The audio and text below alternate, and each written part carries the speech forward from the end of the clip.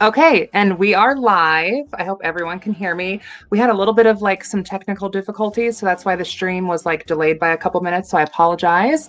But for those of you who might not know me, my name is Jasmyne Ambrosia. I'm a practicing witch. I'm interested in all things taboo, of course. And we do witchcraft stuff here over on my channel. So if you're interested in covenry, witchcraft, divination, astrology, we do all of that. I vlog a bunch and I have really cool people here on my channel and I'm really excited. I found this one on TikTok. So you will definitely have to check them out there as well. But go ahead and introduce yourself. Hey, I'm Allison. I go by Madam's Kitchen on TikTok, and I'm a demonologist and a witch. And I focus on the kind of theological study of demons, and I work with them on my infernal path. Love it. We did kind of like a cute little meet and greet, which is on Patreon. It might be released at some point, but we have met and we have talked before. And I was watching your TikTok today, kind of thinking of like some fun things for us to talk about. So, for those who aren't on the Patreon and who don't know, let's first start with I love your definition of demonolatry. Let's start there. How would you define it? Demonolatry is the working with, typically it's defined as the worship of demons. And while a lot of us would not describe it that way, it's kind of the journey of self-deification and purifying your soul to your true will. Love, love. So it's like very much an infernal path. And how would we describe it? Like how would you define what makes something infernal? Like what is infernal? Sure. That's kind of the biggest part of this, isn't it? The word demon actually comes to us from the Greek word daemon, which meant neutral spirit. Mhm. And around the time that other religions were coming into contact with the start of Judaism and then later on the start of Christianity, all of the other gods that were worked with in kind of touching cultures were demonized.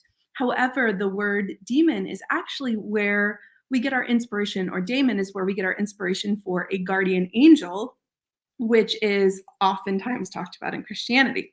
So demon just means neutral spirit, and it's not really a classification of spirits. So it's more like if you consider evil as just being separated from the Abrahamic God, infernals are just the deities that were demonized that way. Mhm. Is it Greek, like an origin?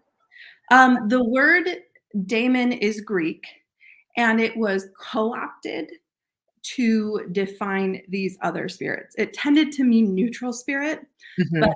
as they were defining what a neutral spirit was, they were defining it as that which is separated from the true God. And therefore, the passed on cultural definition became this looked down upon, dark, scary thing. Yeah, what really got me interested in like the infernal specifically is for years and years, I just kind of identified as a pagan or as a neo-pagan. And personally, like my background is like my dad's side of my family is like fairly secular. And then my mom's side is almost kind of, I would describe it as like a pseudo, like Sufi spiritual kind of. And the more I started practicing, the more I started thinking about the spirits and the gods that I was working with. And I noticed that, like, all of the deities basically of my ancestral homelands are demons. Like, when I was looking into like the Fertile Crescent and trying to find information about like Sakir and like pre Islamic divinity in that area, I was finding demons instead of gods per se. And then that kind of led me down this rabbit hole of like, what if these demons are gods? Like, what separates gods and demons? What would you say in reference to that? Like, So the separation of gods from demons, I wouldn't say exists because you're not measuring on the same plane, right? So if we take the definition of God as a supernatural, far more powerful being, gods would be over here. Demons would only enter, like the word demons only enters the chat when you're talking about things that are specifically just only not the Abrahamic God. mhm. So in fact, you would So essentially everyone except for like Yahweh, Yes. basically. Yeah. I mean, if you walked into any Christian school or seminary and said, hey, is Odin a god? They would say, no, Odin is a demon because we cannot worship false gods. And so literally every other pantheon, as theologically defined, is a demon. And most of the time, Christians will tell you that there is only one demon, and that is Satan with all of these different aspects and false names. So, yes, essentially the current Christian culture seeks to erase every other concept of God. Yeah.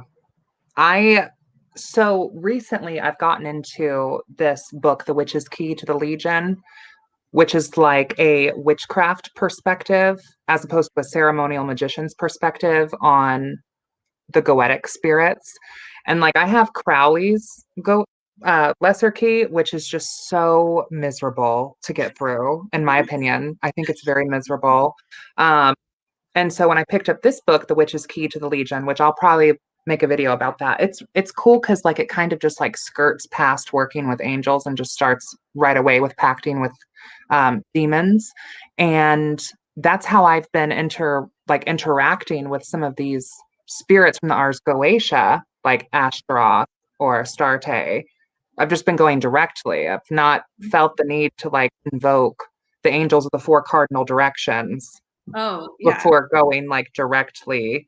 Um, but yeah, so that's how I found your TikTok was I was, wanting to explore more of this infernal aspect of my path. And why don't you also tell them too? So we have a little bit of background as well. Like, how did you come to this? Yeah. So first, I would really like to clarify, do not use the rituals that are found in the Lesser Key of Solomon. Just put it down at the end. Don't use those rituals. But I got started on this path because I was raised in a very Christian household. My father has a PhD in Christian education, and he used to teach pastors theology and doctrine. So I went with him all over the place. We went to Europe. We had a lot of fun. But in that, I got interested in alchemy. And alchemy took me through kind of the Gnostic journey of the Kabbalah. And once I got there, I recognized the right hand path's denial of free will. And that is what took me down the path of demonology and into the cliff off.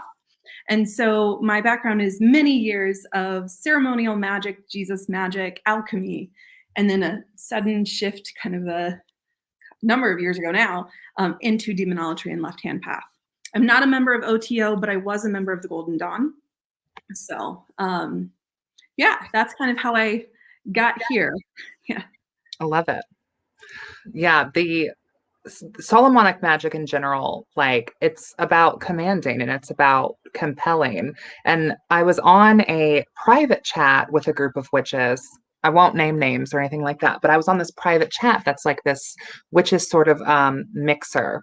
And it was funny because, of course, anytime, there's a group full of witches that don't really know each other, one of the first things that come up is like baneful magic. And like everyone just kind of like looks around at each other. And like one of the witches in this chat was talking about like how, that's black magic, that's evil, da da da da da da, which then of course sparked like let's talk about white and black and good and evil and the connotation those colors might hold in a problematic way. Mm-hmm. And I got to thinking about it too. And, I think something that's interesting to me is if we are going to work within like a white, black magical dichotomy, if white magic is working with angels, like if that's white magic, and working with angels via the Ars Goetia is enslaving spirits, then it's kind of the magic of the oppressor. Yep. Right? Mm-hmm. Yes, absolutely is, and always has been, and was recodified in the middle of the 1400s to specifically separate the symbolism of witches at the time from appropriate alchemists who were only men as part of the clergy. So it is 1,000,000% based in oppression. Well, and then I said that I feel like, in this particular dichotomy, then that white magic is like enslavement. And that, of course, caused like a mini forest fire. But so I would love to hear what are your opinions on, I know that we're talking about the Infernal here, but per us talking about the Ars Goetia, what are your opinions on the angels with your background? Does that play into your practice at all? Do you have any? Yes, I have worked with many different angels over the course of the years. I would say the biggest key difference, I think, between angels and infernals is that angels do not seek to make you comfortable, and they do not seek to um, make any kind of opinion or end on their own, right? They are bound to the will of God, and therefore they themselves do not have the concept of free will. Yeah, that's how it's referenced in like the Quran as well. It's something I've always found to be really strange and unsettling about angels, like is that they're like robots kind of. Exactly. And when you work with them, that's how you feel. And you end up kind of taking on the affect of that robotic nature. And you also end up, in my opinion, um, kind of on a path to supremacy, right? Because, like, the concept is we all seek to only serve this one God who is the cultural norm right now. And yeah, it's a repeating cycle that we specifically have with this one particular war god. But yeah, angels have no concept of free will. And as you work with them more and more, you find your concept of free will disappearing until you get to Kether, the top of the Sephiroth, where your true will should become the will of God. That's essentially the goal of that type of magic. And that's not for me. It's not for me either. And it kind of seems like they're like robot slash aliens. Like, and even just like falling down angel talk or whatever, like biblically accurate angel talk. Like a demon has never struck the same amount of fear into me as like thinking about encountering like a seraphim or something. Oh my gosh. Are And the if you seraphims the ones with the spinning wheels and bunches of eyes? guys, yes. Mhm. Yeah, And that also, sounds awful. I I mhm, I would be afraid, like immediately. yeah.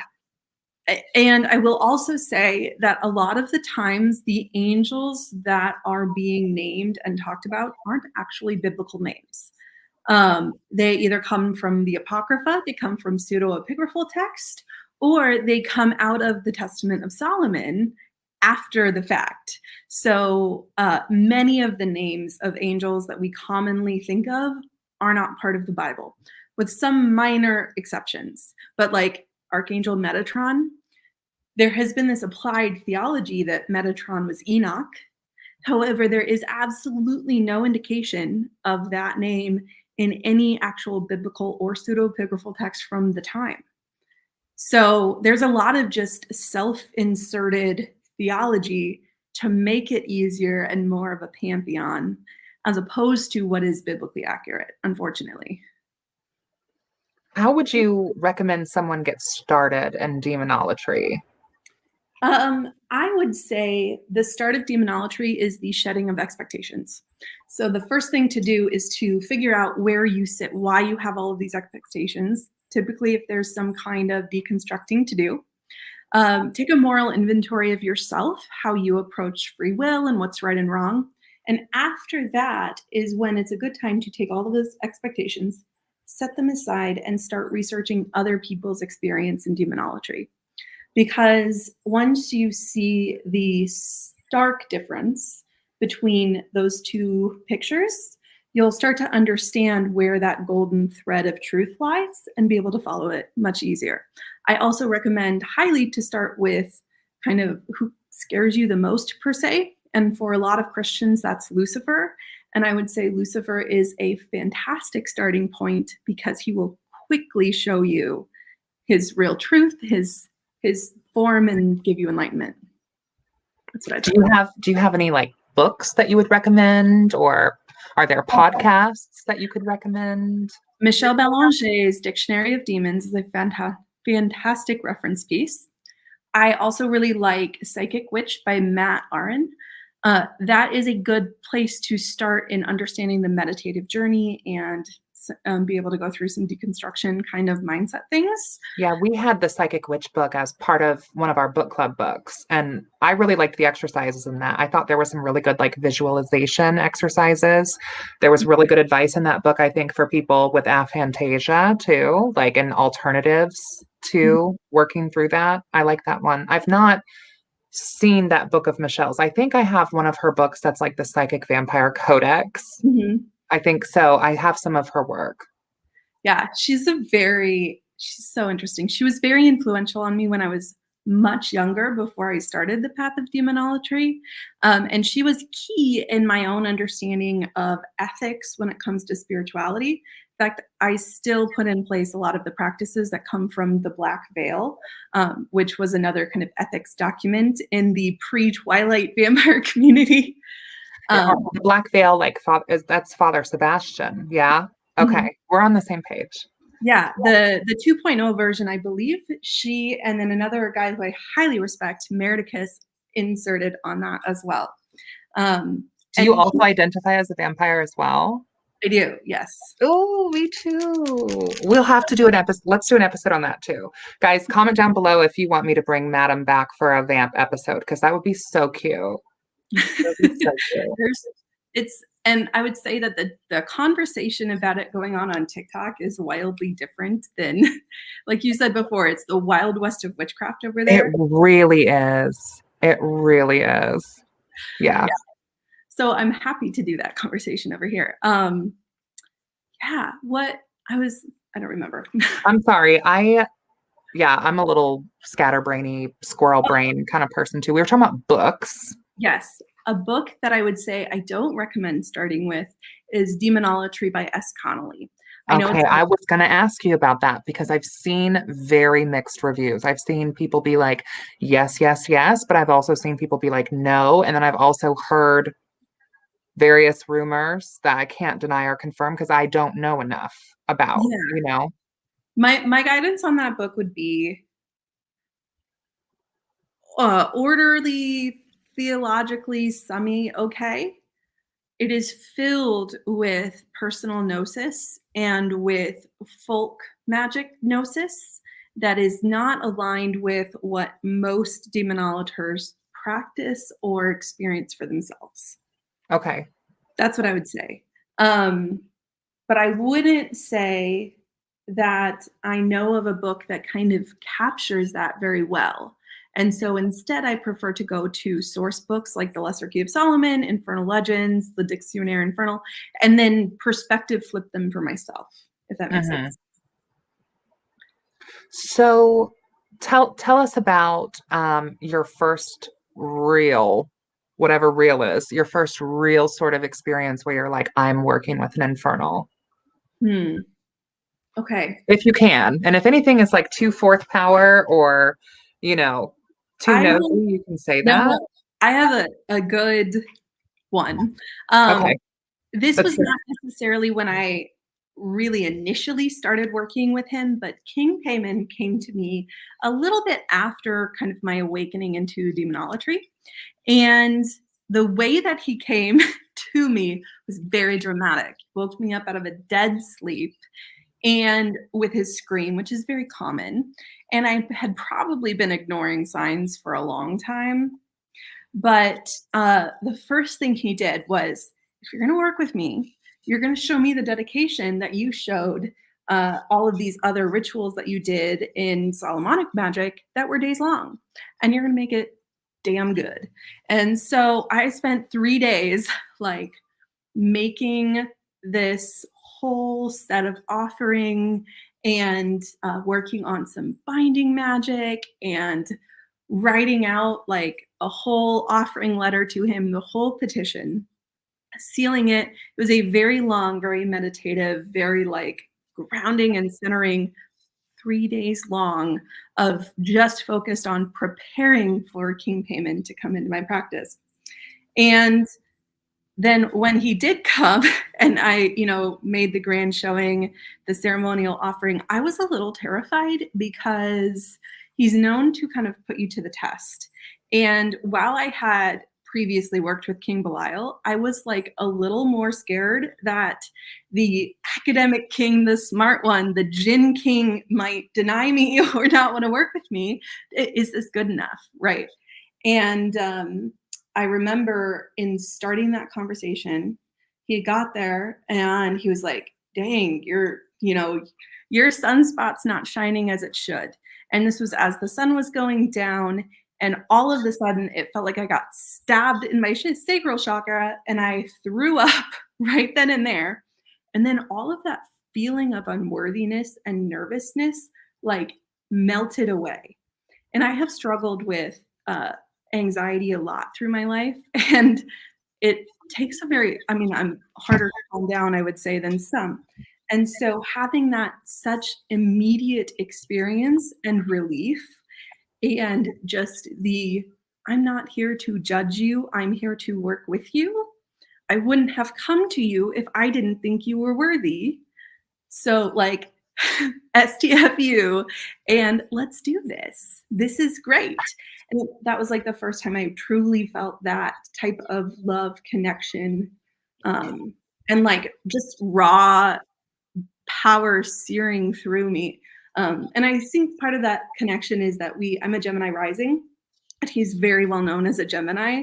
And Gemini can be associated with the sacral chakra. So it was like all in one.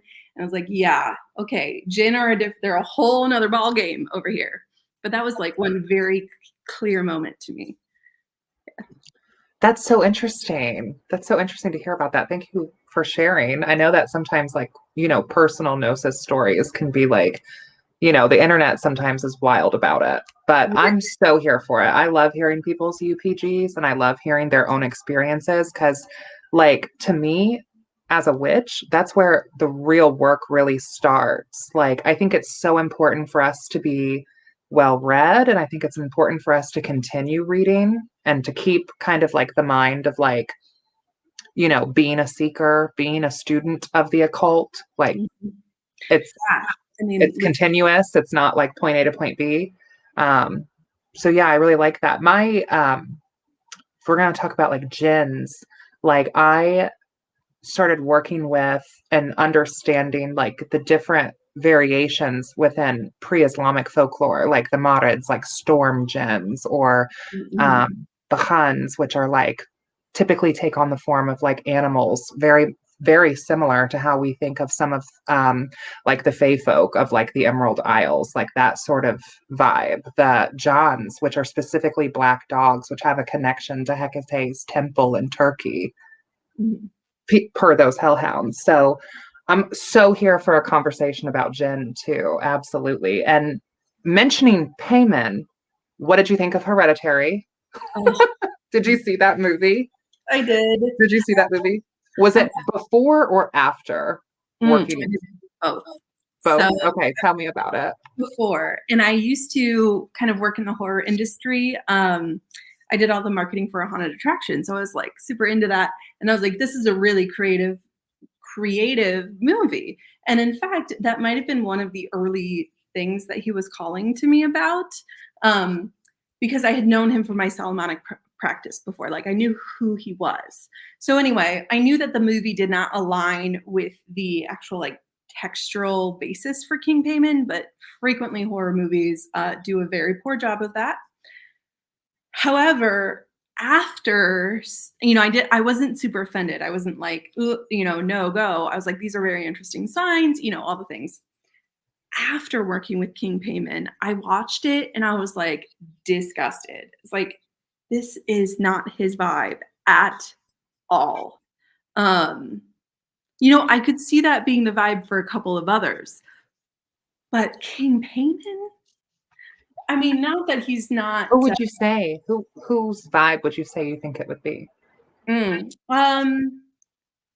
Yeah, I could see that being Mammon based. I could see that being even Belial based or Asmodeus based. They're more known for that moral complete neutrality, whereas the Jinn are more known to morally serve the net positive in my experience or my understanding.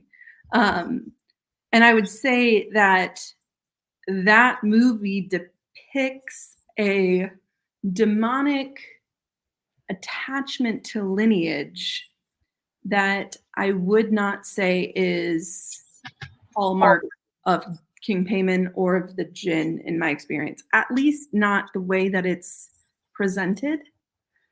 I would also say the ways of possession and influence are more representative of something like Belial, who is known to possess those who aren't in touch with their true will, but not to the same ends. Maybe it aligns with somebody on the do not call list, but I For wouldn't. those of you who might not know, the do not call list, we talked about it in our private chat where I had just finished The Witch's Key to the Legion. And something really interesting about this book is not only is it like written with the UPG of two femme queer witches, which is just awesome. Like, because I feel like so much of like the more get out of folk magic and get into like occultism, there's so many more male authors, I feel like, and so many more founding fathers. And And they're so all Dawn. yeah, like any chance I get like to see like some femmes in like the occult space, I get really excited. So and I also know the people somewhat personally. So I was even more driven to read the work. And in the book, you guys, there's a do not call list. And out of the 72, I think there's 7 or maybe 9 on that list. I don't necessarily have an opinion of the do not call list that they have. I think that their do not call list is very much valid, you know, in their practice. I can't necessarily say I can like confirm or deny it. Aside from, I will say that Asmodee, like even prior to getting into like the Infernals, like there's just so much like rhetoric about like that's just a no. That's just a no. Mhm. Not saying that I've had personal experience to confirm that. That's just what I've heard, you know? Yeah. I've worked with Asmodeus. I've gone through the cliff off and you kind of inherently run into him.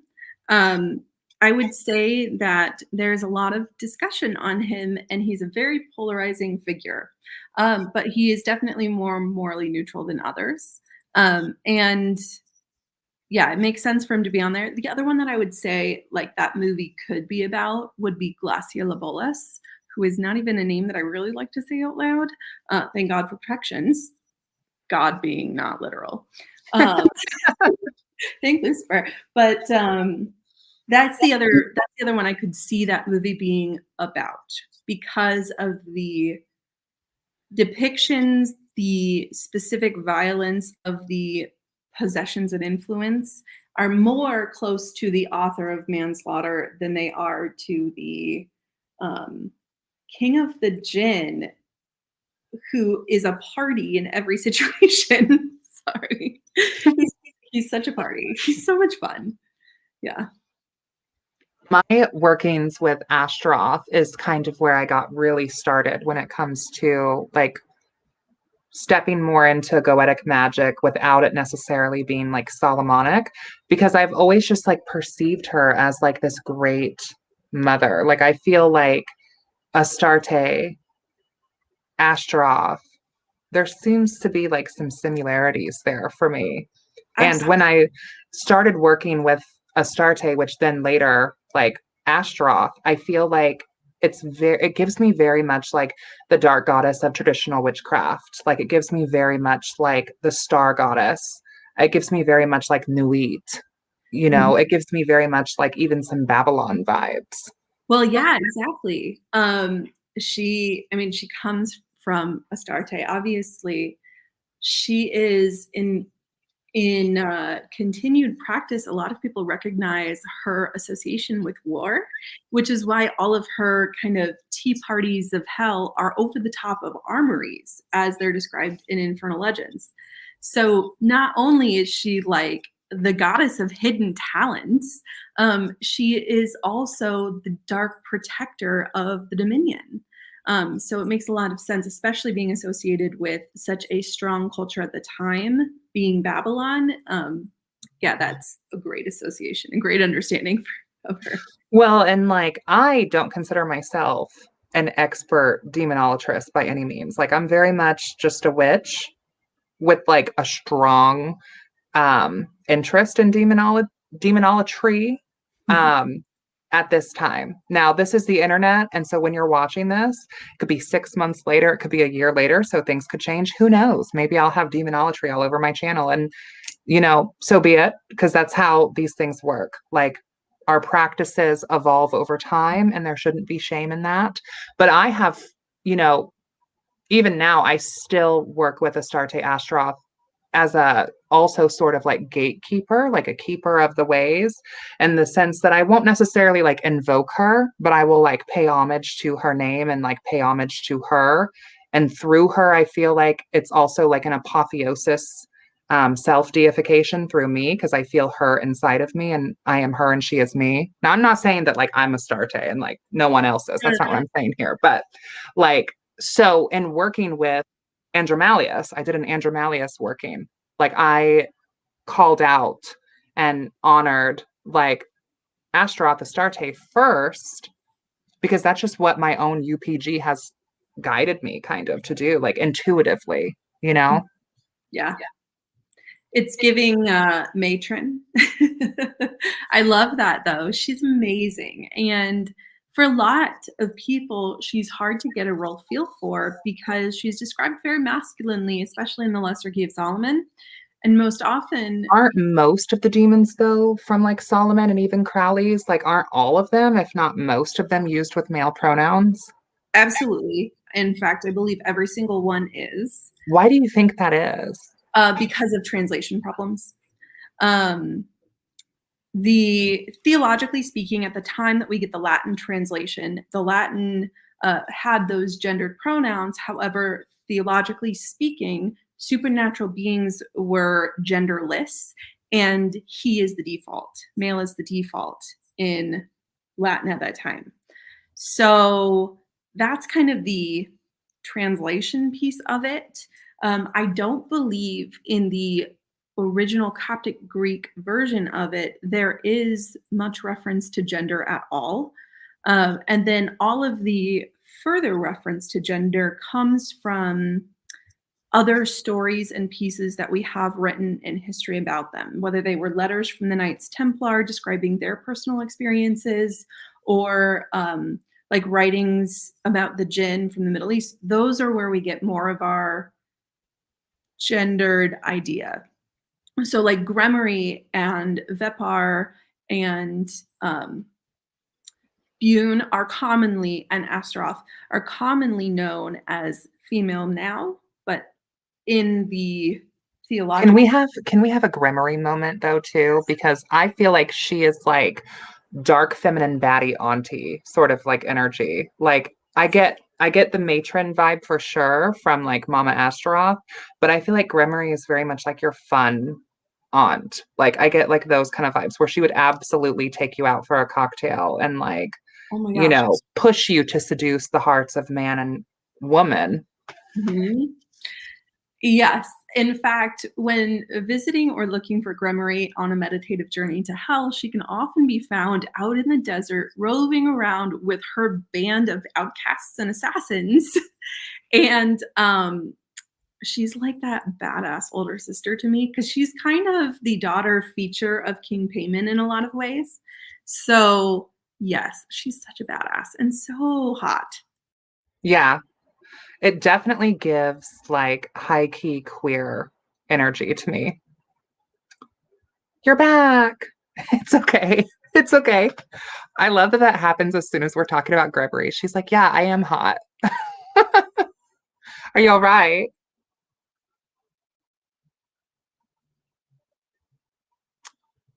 I also feel, hopefully Madam will be back soon. I think she's frozen right now. But I also feel like Gremory is like high key queer vibes as well. So if you're looking for an Infernal 666, thank you for calling. We're happy to get to your summoning, you know. She's very much that vibe. So Blood, I see your question, which if Madam comes back, I will make sure to ask.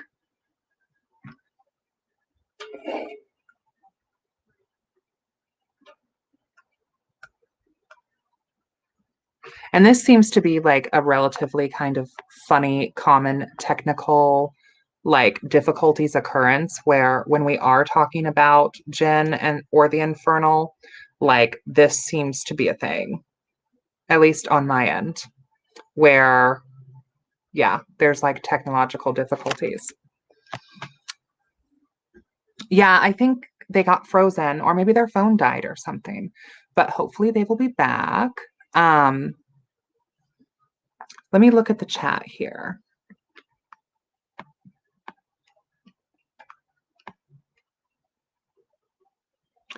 So Blood, thank you for joining. Morgan, thank you for joining.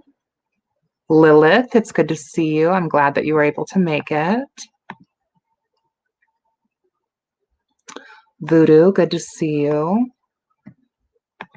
Dan, Honeypaw, Midnight Cryptworks. Go check out this channel, you guys. They've got some good stuff over there, and they're participating in our Witch's Black Lint, which I love. Nocturnal, Sabine, Sage. Good to see you. I'm glad that you guys were able to make it. Mona, Ivy, good to see you. Christine, good to see you. Abby, good to see you. Catherine, good to see you. Sorceress, Adam, good to see you guys. Xander, good to see you.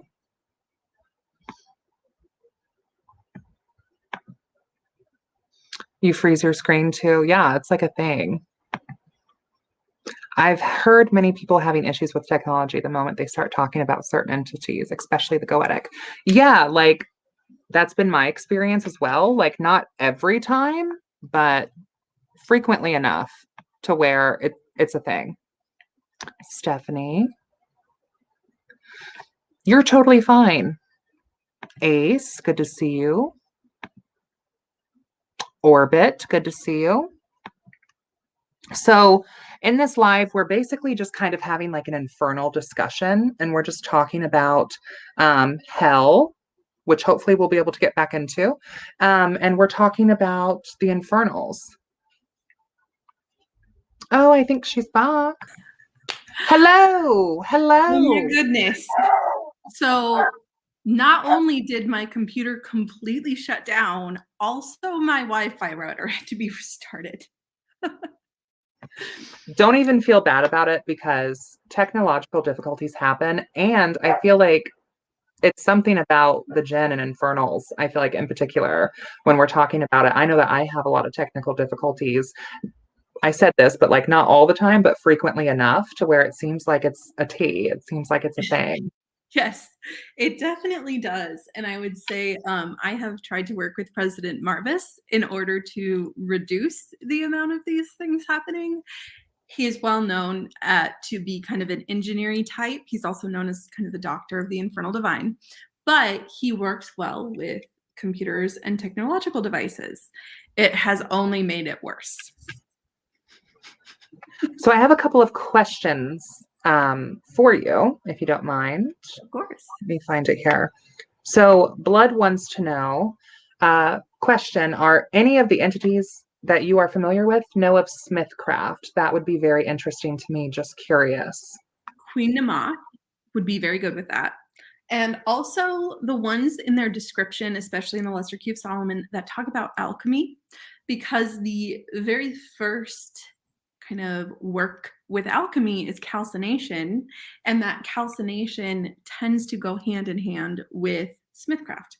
So those are who I would recommend, but Queen Nama is amazing. And her kind of key location that you can find her in hell is actually a blacksmithing shop where you create an idol of yourself to burn to bits and purify. I've seen references and associations with her and like dragons too. And so I feel like that feels like a T, like smithing, dragons, fire. Yeah. Absolutely. And also, Valak is really well associated with dragons. However, tends to appear as a baby to some people or as more innocent than anything else, but is absolutely great with crafting and all things to do with discovering the hidden truths amongst things, that serpent vibe. Is Valak also supposed to be the demon that possessed the nun in The Conjuring? Is that? Yes.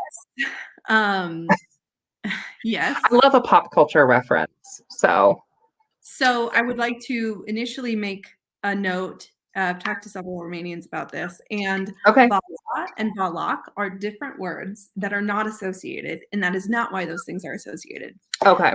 Valak is known as one of the two demons that made a pact with the Order of the Dragon, which is well known because of Vlad the Impaler, aka Dracula. Okay, that comes from Romania and their war and kind of that fight. The other demon involved in that was King Belial. And so that Romanian association has stuck around and kept with the film. However, I would clarify that films that involve Ed and Lorraine Warren, they have been found Right. to only be frauds, but problematic in a litany of other ways. Right. Believe anything or buy into it. Yeah. Xander wants to know, where would you say that Grimoire originates from culturally? Yeah. Okay, so there's two answers to this, and the second one is probably more surprising. Culturally, I would associate her with specifically rising in the Ptolemaic period in Egypt, showing up strongly with Cleopatra and the imagery surrounding her. But she also shows up in Jerusalem, stories from Israel around the 4th century, to my knowledge, and briefly gets touched on by St. Augustine in one of his passages in the City of God that specifically deals with the demonic forces. She is one of the ones being referred to, not by name, but clearly in imagery and things.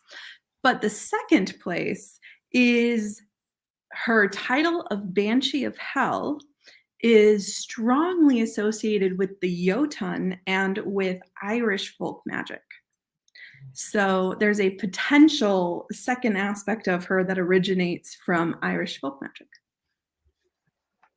which is interesting. Lilith is saying, I think this is so interesting. Growing up Catholic had me terrified of the infernal, and deconstructing those beliefs are hard, but this will be a good step. I love these lives. What, if any, advice would you have for someone who is looking to deconstruct some of their beliefs? Like, this is talked about a lot, but how do we put this into words? Like, how do we explain the steps of apotheosis or deconstruction? Sure. I would say that deconstruction starts with understanding the construction. And so to look at things from an academic endpoint or from a less emotionally attached point. And that starts with some shadow work, and that starts with understanding your own beliefs on different matters. And you'll find that sometimes those things don't completely align your expectations of yourself, your expectations of different kinds of spirits, and your own personal beliefs on them. And that's often what brings people into the path. So journal, continually journal, and do a lot of shadow work as you're getting into it, because your shadow work is going to be the active part of your deconstruction. The communicating with demons, I would say, is not as active in deconstruction as it is active in post-deconstruction. Yeah. I would also say facing fears. Yeah. Face No, go Lucifer. ahead. I was going to say, like, I think one of the best ways to deconstruct, assuming that we're talking about like Abrahamic trauma, is to go directly towards what they tell you not to go towards and to research that to the best of your abilities. So if Shaitan or Lucifer or the devil, whatever is what you're not supposed to be looking into, then that's exactly what I would be looking into. Mm-hmm. And I would start with that. I would really dive in. A fun exercise is diving into El and Elohim and the Canaanites prior to God being known as Jehovah or Yahweh. The ideological lineage of the Abrahamic God is far more complex and far more paganistic than most Abrahamic faiths believe. I agree. And Sorceress, I know that we need to get you scheduled, and I'm happy to do that. Just message me again on Facebook or Instagram, and we'll try to get you scheduled maybe next week at some point. I have not forgotten about you, I promise. So Ivy wants to know, so from my understanding, demonolatry is the worship of demons, and demonology is the study of demons, using them in ritual. People who practice demonolatry, do they still use demons in low magic, or is it just worship?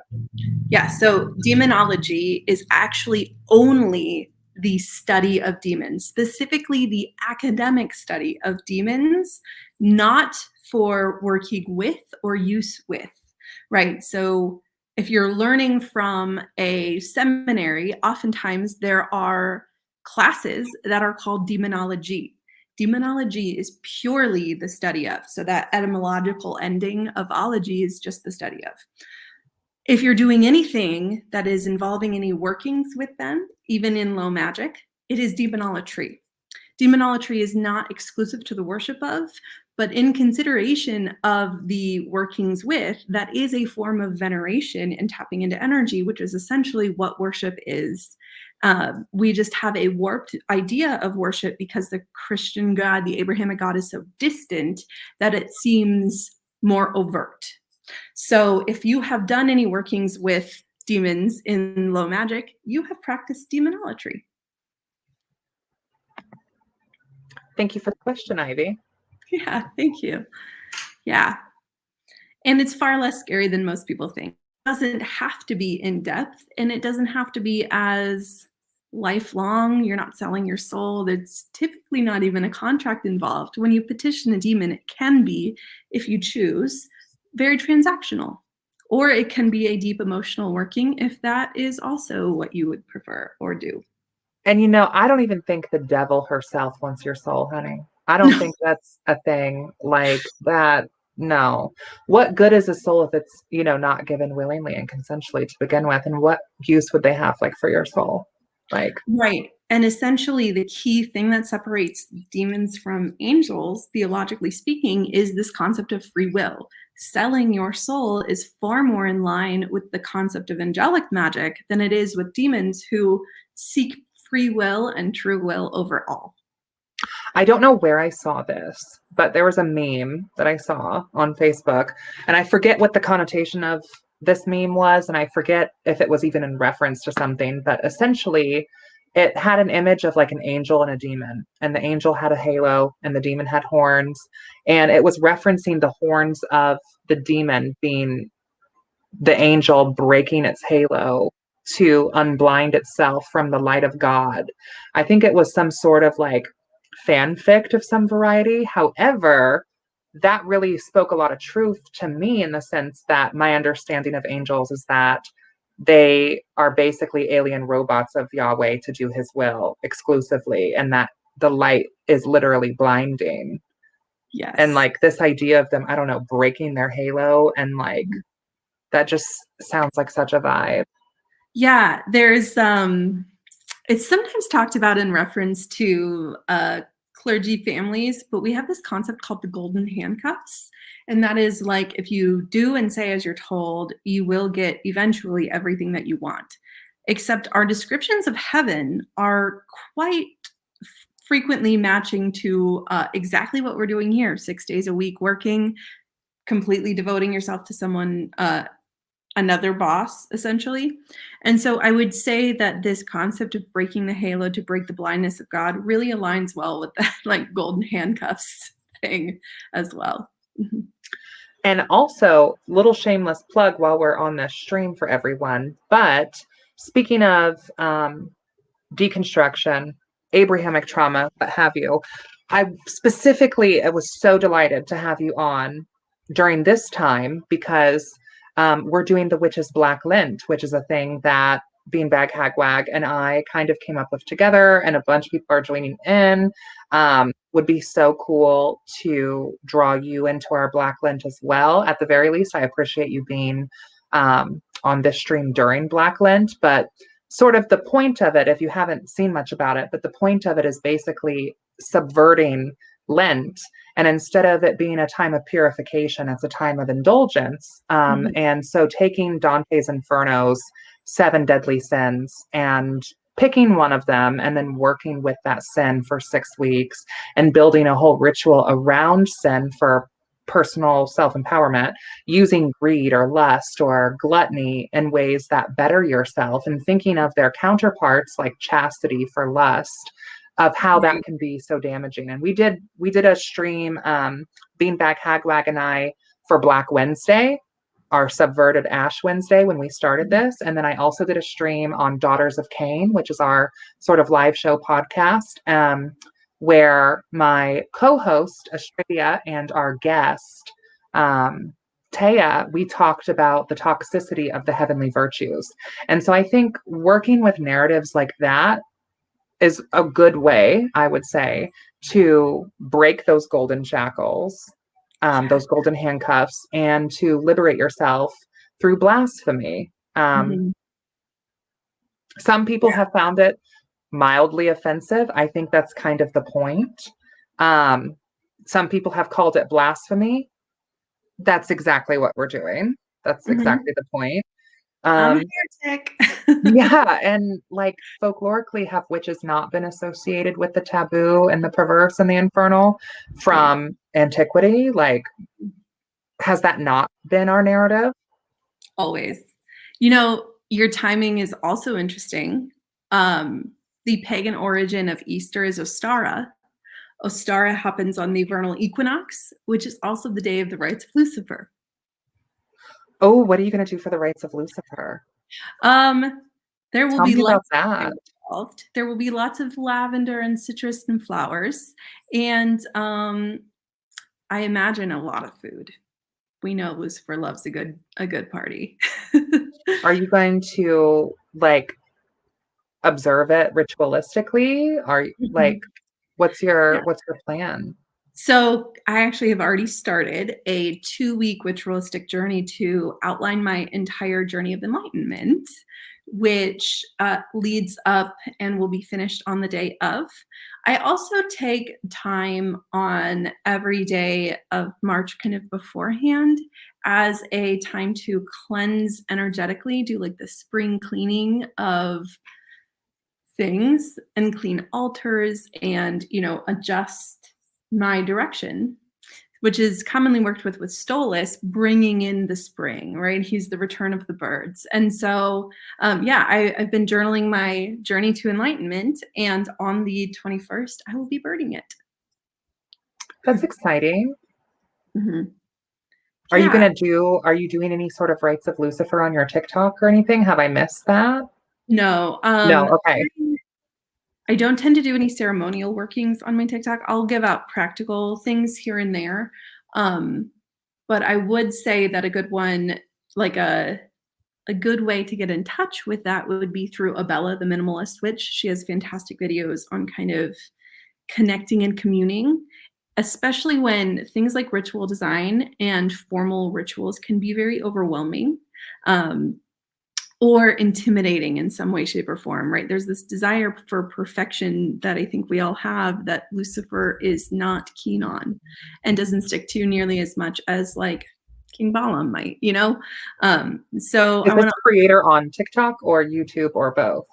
Abella is a creator on TikTok. I'm not sure if she has, I think she might have just released some meditations on YouTube. But yes, she's easily found as the minimalist witch. And she's great. She's very knowledgeable and very personable when it comes to the actual experience of demons. Okay, so here's a question by Dan. What was your biggest obstacle getting into this journey as a witch or left-hand path practitioner? Do you identify with both of would you identify with both of those labels? I would. Yep. I used to be like, no, I'm not left hand, I'm middle path. No, I'm left hand, all the way gone. What would your biggest obstacle you say be? Getting over the potential perceptions and the way that my beliefs would impact others around me. My family is very Christian. I was so scared of judgment and of just like losing everything I knew. And Malcolm Belial is known to like shake your life upside down. My deconstructing my expectations was the biggest obstacle. And it took me so many years of going through alchemy and gnosis in order to get to the point where I was even ready to approach the left-hand path. Yeah. How about you? Mine was definitely like what you mentioned with Lucifer, where I felt like I had to learn everything and like memorize everything and know everything and just devour all of the academia I possibly could before I would allow myself to just explore with the work. And I think that I don't necessarily know why I was like that when it came to demons, because I've not been like that with anything else in my life. Like for the most part, I'm like a fuck around and find out type. Same. So I don't necessarily know why there was a pause. I don't necessarily feel like for me, it was due to like Abrahamic trauma. Like I have conversations with my grandmother about witchcraft all the time. And she's just like, I think it's so cool that you're doing this. Like she loves it for me kind of thing, you know? So it wasn't like I was worried so much about what my family would think. I don't know. I was like, I need, this is serious. I need to know what I'm doing when it comes to this. And so reading all that I could before just practicing. And I think that reading is good, but I also think that like I have learned so much more about working with the infernal actually since actually working with infernals as opposed to just reading about them online. And I also think that some of these questions, like I know someone was asking earlier, like culturally, where would we associate Grimory? Ask her. Exactly. Like, and build, and also like building that own sort of UPG around your own sort of relationship with the infernal. It's great to invoke and experience their energy and take notes for yourself. And then after that experience, go and see what other people are saying. And that's where you get verified gnosis, right? When you see that others are having the same experience, it's no longer UPG, it is now verified gnosis. And verified gnosis is how we build all of our knowledge of things. But yeah, I would say after getting or receiving UPG, do a little research on specifically that and see what other people say, because you'll find that your intuitive instincts are typically correct. Well, and a lot of these grimoires, like if we look at Crowley's basically take, like that's his particular take. I think that's something that like people don't always realize about some of these grimoires is a lot of these grimoires are written based off of the particular magus's like perspective of these workings. Like it's not like each grimoire is, you know, rules set in stone. Like it would be no different if Madame, or I should say when Madame publishes like their own infernal grimoire, like, and in 50 years, people might be looking at Madame's grimoire as like, this is in stone. For some reason, people do that with Crowley's. Yeah. Like I would say, I'm gonna pull some books here. I would say that it's important to understand the concept of ideological lineage. So we're talking about this version, which is translated by Aleister Crowley and Mathers. And you can see that there, right? So this is commonly the Lesser Key of Solomon. The Lesser Key of Solomon is derived from an older book. The ideological lineage of the Testament of Solomon starts with Romanized and Coptic Greek texts that were written about 500 years after Solomon to our knowledge. And then those were essentially anonymous and got retranslated by the Knights Templar. And then those retranslations of that Knights Templar, who were the ones that discovered the brass brazier underneath the Temple of Jerusalem, which is what gives them the name Templar, got turned into the Rosicrucians, got turned into alchemists and Rosicrucians, then the Hermetic orders that we have, which is what these men were in. So their ideological lineage is direct, and is Christian male based on the concept of oppression in the Crusades. If that's the lineage that you want to use as your key source without adding anything to it, it might say more about your concept of practice. Which I think that's something I see very commonly in online spaces of people using those books as like, this is almost like the word of God, you know, like right, this is not the gospel. yeah. Right. Like this is the gospel. And instead of realizing that it's no different than, like I said, if you or someone else, like the Witch's Key to the Legion, written by Lorelei Black, like if in 50 years, witches might be looking at that like, this is gospel, like this is the way. Mm-hmm. And I think that having an understanding of that is like important, but I think it's important to also understand that like that's that particular practitioner's experience. That's like their Yes. book. So the one that gets a lot of questions is Alan de Plancy, who wrote Infernal Legends and Le Dictionnaire Infernal. He was a necromancer that taught at necromancy schools for the church in the mid-1800s. So his perspective will be different than this one, but is going to be just as problematic. And while these things are considered to be not filled with personal gnosis, they are riddled with problematic biases. And I think that understanding the direct UPG from modern authors is a more pure way to experience the infernal divine than getting these translated ideas that come down generations, right? It wasn't Aleister Crowley's original concept. He took somebody else's interpretation and reinterpreted it. So it's even less pure and less calcinated than those original books that we have coming out now that are really based on personal experience instead of armchair magicians. I love that. I love that. Sorceress has a question. So, what are watch spirits?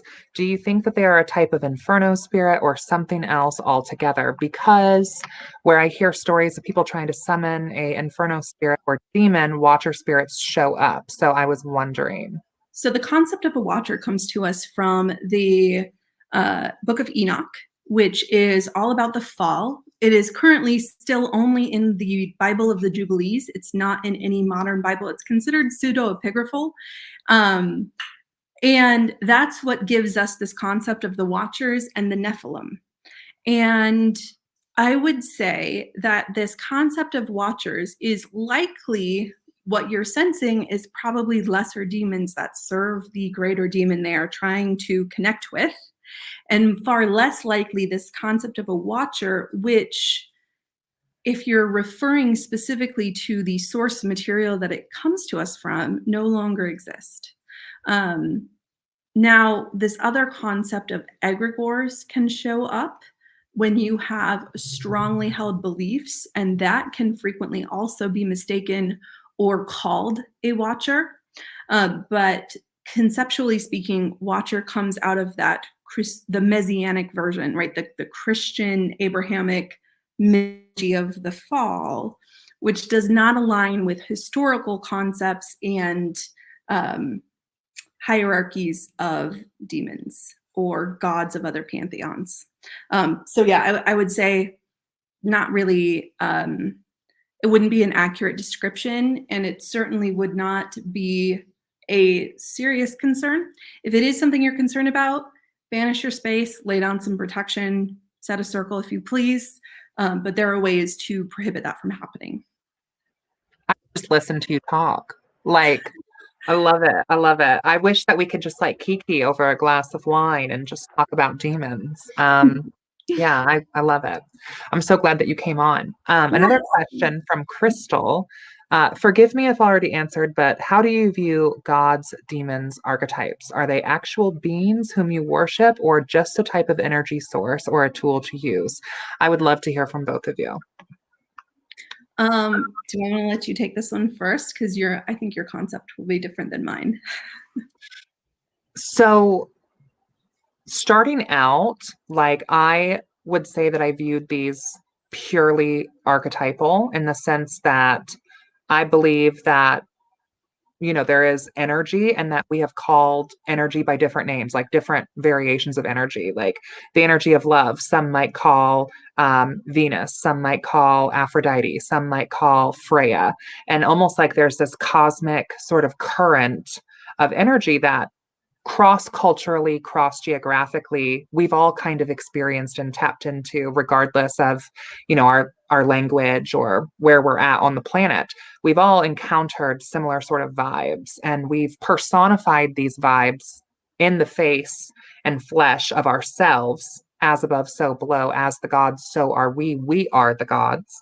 And then we work with it that way. And so there's like kind of this monotheistic idea of like the source or the whole. And then there's the polytheistic idea of like the individual slices of this cosmic pizza of different slices of divinity.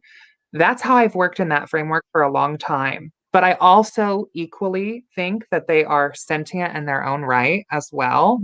So I don't actually really have a strong answer for this, because I've had personal experiences where maybe it's because these energies are so personified that they're able to have like their own sort of flavor. But I don't believe that, like, Venus and Freya are the same. I don't necessarily believe that like Satan is even just one particular entity. Like, so I think it's so much more nuanced than like the question really makes room for, in my opinion. And I also think that it's kind of a narrow sort of view, because it's basically asking like, are these real and external, or are these purely internal? And I think it's both, which is probably not the answer most people want to hear, because people want things to be black and white. And I feel like in the occult, oftentimes it's not. Right, exactly. Which is where I was going to go exactly. As there's this alchemist take of the all at the source, and everything is actually one current of energy. I would say that is the take that dehumanizes and removes our concept of self. And I would say that that is directly at odds with when you go through the Qliphoth and embrace the duality. Embracing duality gives every layer of nuance in between. It requires a recognition that two truths can exist. And so I would say this is an example of both are true and both are experienced as true. But I would hesitate to call them anything other than gods, because referring to even an energy source as a tool, we as witches, our whole point is to transmute and manipulate energy to our own ends.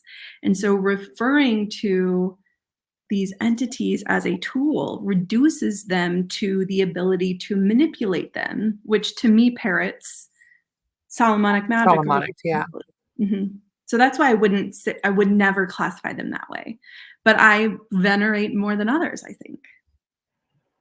Yeah, I definitely would not classify them as a tool. I think that, especially on Witch Talk, it's very common to see a lot of practitioners just kind of like cherry picking different aspects of divinity that magically correspond to their magical workings. Like, oh, I'm doing this love working, so I'm just going to throw Aphrodite in here. And like, personally, I think Aphrodite can be one of the most cruel gods of the Greek pantheon. She's associated with almost all of the wars. And she can be a shady, vindictive bitch. Like, it's not, I don't see her as this like Venus archetype that some other people see her of, like just over love. Like, I think she's can be much more like wildly dark, chaotic feminine than people give her credit for. And I think, yeah, I think that there's a lot of practitioners that probably do work more within that Solomonic framework. And I think that that's a good way to look at it, because like, I think that those witches are also severely undervaluing the power of invoking their own name and their own power and manifesting through themselves, as opposed to like petitioning or asking like a god for it. Because I think that that's very much just like crossover from, praying to God because your family needs this new house. And so you're going to pray and you're going to beg on your hands and knees for God to provide it to you. Oh, yeah. And there's like this direct pipeline that goes from like desperate prayer, prosperity gospel into manifestation magic, which is a deeply reduced new age, steeped in racism form of hermeticism.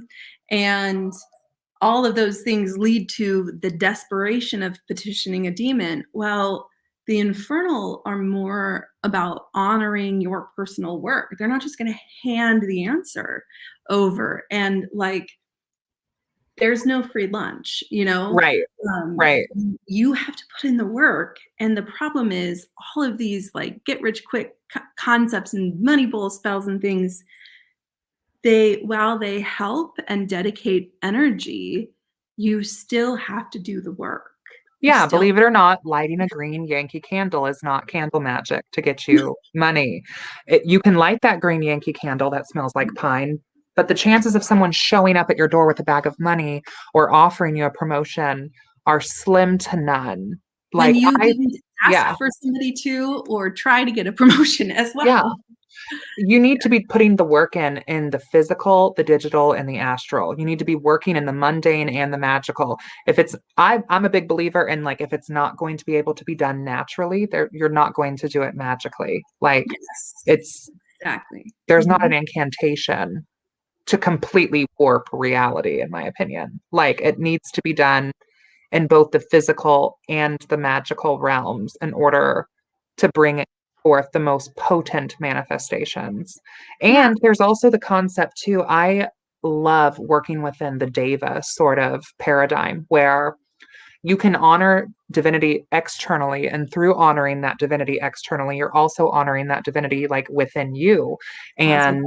And I think a positive example of that would be like workings with Covenry, workings with Astarte, workings with Lilith, because I've never felt like any of those in particular have asked me to submit my will to them and grovel at their feet and beg for anything. Instead, it's usually much more about like sort of that like motherly, auntie, sisterly energy of like, get up off your ass and do this for yourself. Like, and there's the sin of pride. Have pride in yourself. Like, Yes. right? Like people, pride is a sin because if we're too prideful, then we might get too powerful. We might have too much of an opinion of what our oppressors are trying to lay upon us. So don't have pride. Yeah. Yeah. No pride or concern with greater enlightenment is allowed, don't you know? Especially not for us women. Mm-hmm. I would agree. Yeah. Yeah. But yeah, for people who are looking to get started, I personally think if I had to give like a top 8 list on MySpace or something, like who would be on your top 8, my top 8 at the very, very top is going to be Astarte Astroth for me. Like she's going to be at the top. Next to her, and who I've really personally done more work with, especially when it comes to the vampirism thing that we've kind of talked about, and I would love to do an episode on that. But Lilith, Nema, like over there, but then also Covenry, but also Stolas. Even though Stolas and I are not necessarily on the best terms right now. I'm not going to talk about that on this live, but he did not show up to my last 2 summonings, so I'm a little annoyed. But yeah, Stolas would be on that list. Samagina. Okay, yeah. Mm-hmm. I'd put her on the list.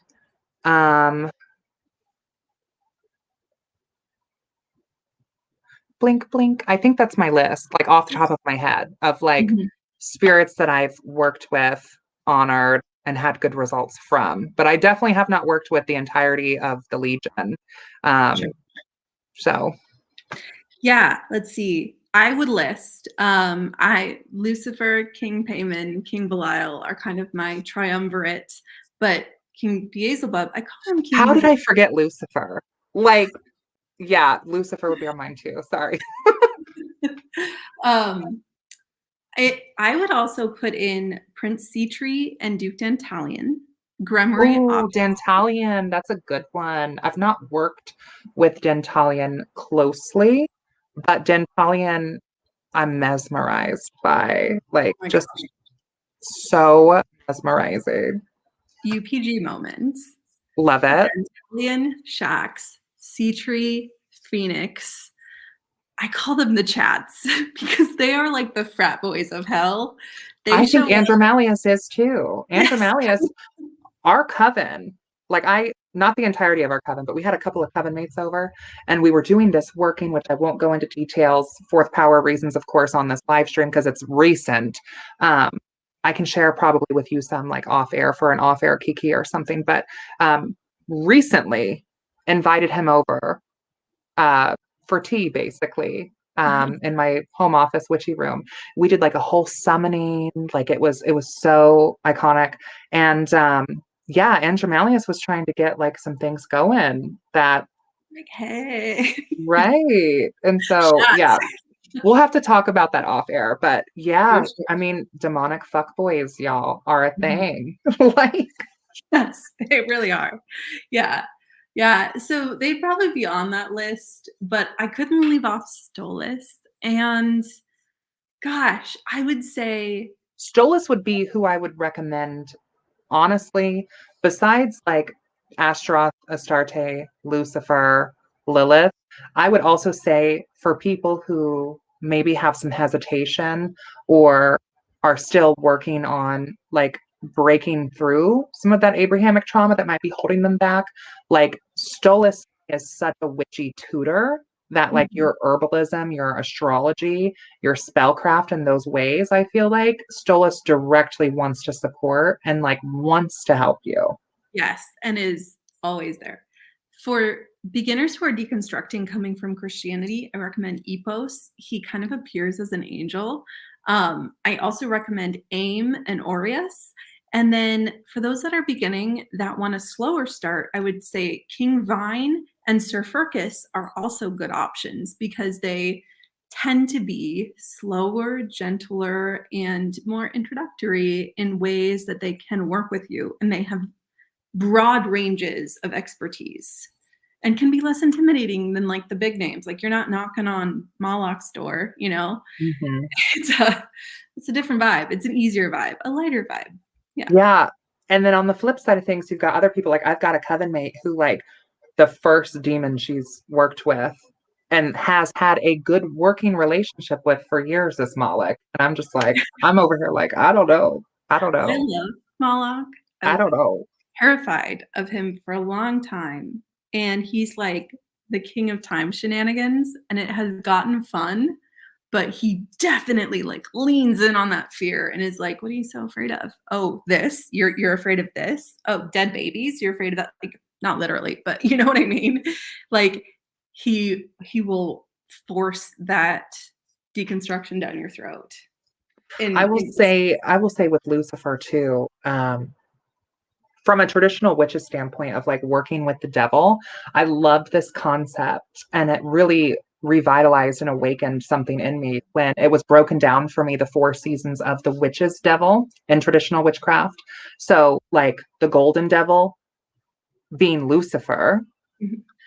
the green devil being like a green man, the red devil being like Satan, the black devil being like the man at the crossroads, starting to work with the four phases of that witch's devil and like honoring myself as a daughter of Cain in that sort of way is also what totally blew the door open for being way more comfortable. Not that I was uncomfortable necessarily with like the demonic, but I think there was so much of like I have to research and study and really fully understand before I'm comfortable getting into something, as opposed to there's been other pagan gods I've petitioned or called out to or invited to a ritual or a ceremony, and I've not done the same amount of diligence and I've Right. still had great results. So I don't know why I treated the infernal differently in that regard. Like I think it was just, I don't know, a thing. And it's not just you. I think that it's they have such a density that they've embraced with their identification of being infernal, it seems, that I would say other pantheons don't have the same density of energy, which to us reads as predator, I think. Um, Mm-hmm. and so that fight or flight is initiated and takes a long time to get over. I mean, I will tell you that even just the other night, I've been working with Belial for years and years and years. Just the other night, He scared the ever-loving out of me. And so it never really fully goes away, but it gets funnier. And I think that, like, if you're like this person says, brilliant, thank you for the beginner tips. I have some Abrahamic trauma to work through and I'm ready to get started.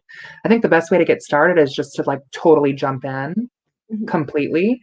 And I think that that's something that Lucifer has taught me, and something that the witch's devil like very much has encouraged amongst devotees of that particular archetype, is that ecstasy and fear and power are all interwoven. And so if you're feeling a sense of fear when it comes to magic, I personally think you should go towards that. I Yes. think that the left-hand path strongly encourages what is taboo, and like pushing your personal limits and boundaries for yourself. I think that you should encourage that for yourself, because I think that's where so much growth is really at for your own like spiritual gnosis. Mm-hmm. Comfort is the enemy of growth. Yeah. Period. Yeah. Period. I would also say that especially when going through or looking towards moving through the cliff off, you're going to be quite literally all of the things that you are afraid of and all of those things that you don't want to acknowledge about yourself, you're going to be slapped in the face with the densest energy you can imagine. It's so real and terrifying. And the point of it is the experience and overcoming of that terrified nature, transmuting that into the energy that you can use and work with. And it's about dissension and like descending into yourself and descending into those mysteries. Yes. Mm-hmm. The true knowledge of good and evil comes Yes. from the darkness, not the light. Right. Yeah. The light is literally blinding. This light is literally blinding me. I've already turned it once, like literally. Yeah. And I just think, to me, if I had to summarize the left-hand path, I would say self-deification, apotheosis, sovereignty, individualism, power, beauty. That's how I would describe the left-hand path. Exactly. Yes. Breaking free of applied power structures. Speaking of egregores, apotheosis, all of that, and since we are doing this on my channel during our Black Lent, we talked about egregores and archetypes. So let me touch back on that through talking about Black Lent. Each week of the Black Lent challenge, like week 1 is pick your sin. Week 2 is write an invocation to that sin, like invoke that sin. Week 3 is like make an effigy out of clay or a painting or a drawing. So you're basically making a vessel for a spirit to possess. Week 4 is curate an offering to that sin. So what would the spirit of wrath want? What could you offer the spirit of wrath? And that's totally like a UPG thing. Like, it's not like it's like there's a right or wrong answer, because we're literally like Beanbag Hagwag and I, we've made this up. We've created our own tradition. We're not claiming this as some far ancient whatever thing. You know, what offerings would you give the spirit of envy for favor? And then create a ritual using your invocation, your vessel, and your offering. And then the last week, like journal, talk about your experience with that. So I think that those egregores also play into the legion, in the sense that a lot of these demons have, you know, legions and armies of spirits underneath them. So like, would you classify those as what? Because they're often not really talked about, that I've seen. Like, when they say so and so has 26 legions of demons underneath them, what is that? In my experience, it is partially literal. Especially in the experience of King Payman, you will experience many others that come behind him and in service of him. But also understanding that this measurement of legions, especially coming from the Lesser Key of Solomon, was a symbolic measurement of how much we know and how dangerous those spirits are to work with. So, for instance, King Payman is listed as having 200 legions of spirits in the Lesser Key of Solomon. That is the highest number of spirits. He also, if not the longest, has one of the longest descriptions, and that is because he was well discussed in Jinn folklore prior to coming into the Testament of Solomon. So it's more of a measurement of how scary or bad or evil the or dangerous to work with, right? Because King Payman does not come off as intimidating at first, how dangerous they would be to encounter, invoke, or attempt to control. King Payman is a king of binding magic, right? So he's going to be very difficult to summon and bind, as opposed to somebody who might only be mentioned with 6 legions or 21 legions, not being considered, not in reality, like not hating on that spirit. It is how they classified the level of danger perceived with that spirit and the amount of knowledge they had. I love that. I haven't heard of that. I like that a lot. And that makes a lot of sense to me, as opposed to like thinking of literal footmen. Like, yeah, you I know, would not like consider it that way. I resonate with spirits having familiar spirits as well. And I also resonate with like conjurations and egregores. Like, we as witches make those frequently. So Sure. theoretically, why could spirits not? You know? And they frequently do. I would say there's even a modern interpretation of the Testament of Solomon and how they were sealed in the brass brazier as a trickery done mostly by King Belial, but with the assistance of others, to create servitors of themselves that King Solomon believed were them that he was sealing in the brazier. And we have evidence of that because very quickly does King Belial pop up in another place nearby with a different name. And that's what gives him this father of lies title.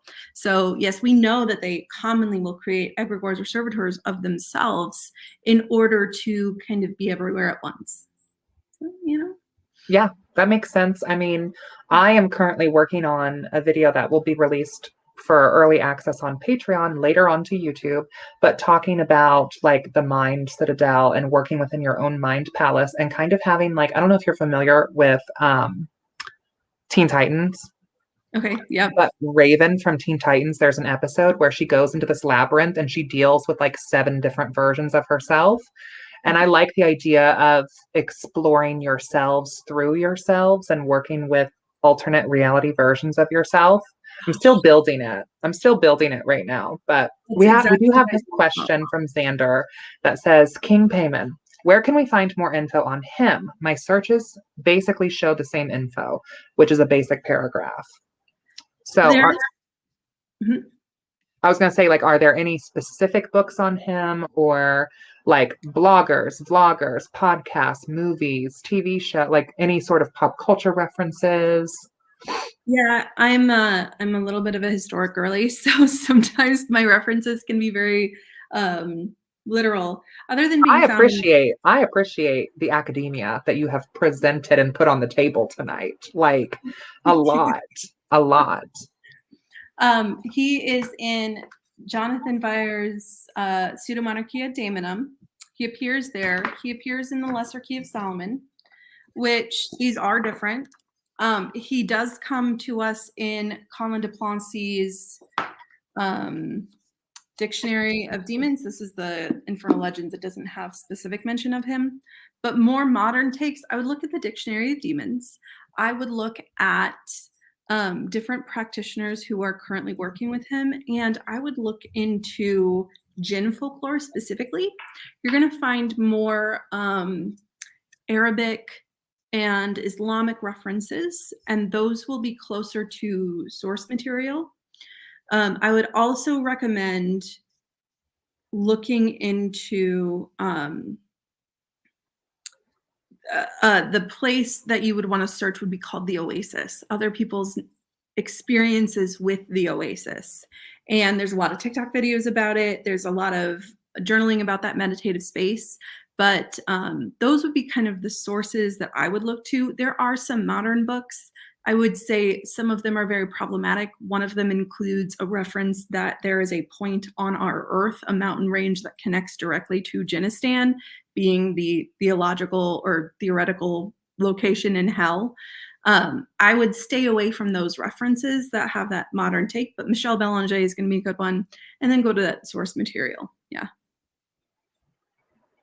Love it. Love it. I appreciate you coming on here. Thank you. And taking, because I just fell into like your comment section, I think, and I was just like, let me interview you on my channel. Yes, absolutely. And I love it. And I'm so glad we could connect because your vibe is immaculate. We do have, okay, thank you. We have this question too. Question from Madam Fortune. Any plans to expand to a YouTube channel? I was going to ask that as well. Love your TikTok, but would totally watch longer videos on all of this. Yes, I want a YouTube. I want a book. I want a Madam Fortune book. Yes. I want longer YouTube videos. Like, I want So, an Instagram. Yes, those are all coming. My biggest challenge was trying to separate kind of my professional life, which has involved a lot Sure. of marketing. And so, I didn't expect videos to, I mean, I just really started making videos like in September. So I have not gotten to setting all of those things up, but I will. But the thing that I have been working on is a book coming out on May 1st, which will be available on Amazon. It will also be available on my own website. And then it's called See You in Hell. It's a meditative guide to all of the locations in hell. And it goes through kind of the historic references as well as the verified gnosis of myself and others, and includes some passages of UPG that I couldn't verify, but will be a lot of fun. And with that will come the guided meditation recordings and aphantasia friendly other ways to connect. So I'm very excited. That is so cool. Yeah. And that's so funny because like almost all the videos that I make, and even on our Daughters of Cain, we always end with "and see you in hell." Like that's how we end everything. So I love the title. I love it. When is it coming out? You said May? May 1st is when it will be available.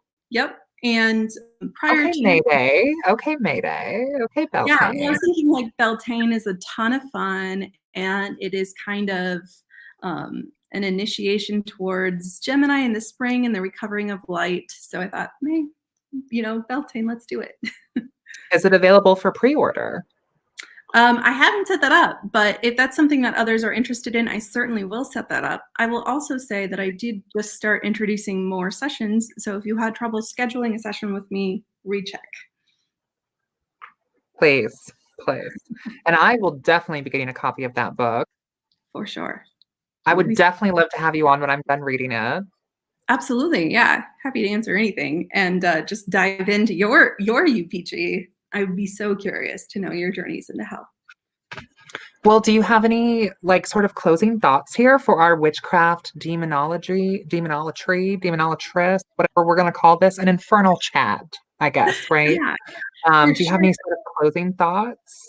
I would say don't discount the power of yourself. Whether or not you're on the left-hand path, your power lies within you. Beautiful, beautiful. Start working with demons. Like, just do it. Do it. Call up the hotline, schedule your first demonic pact and get things going. I think that a lot of these demons are great business people, and you bring something to the table through your own hard work and your own offerings, like in the physical and the magical. And a lot of times you can kind of get some good stuff done. So I think that you should just make a pact with a demon immediately, as soon as you possibly can. And what, we're tailing off of the full moon here. It's a good time. Figure something out. Yeah. Yeah. Or plan something for the dark moon that will be soon to come. So, well, thank you all. Everybody in the chat, you guys were great. I think we had like a peak of like 40 people in here tonight. So that's really cool. Everybody, awesome. And thank you, Madam, for coming on and lending all of your wonderful infernal academia. Appreciate it so much. We need more of that. I'm so excited for your book. YouTube channel, Instagram, maybe? It will be coming. The links kind of already exist, but I will send them to you when they are. Yes. Okay. Yeah. And if you want me to put them in this description or when we collab in the future, because I'm not going to say if, I'm going to say when on that one. Right, exactly. Yeah. Okay. Well, thank you all for coming. Blessed be. And we will see you in hell. Bisexual finger guns.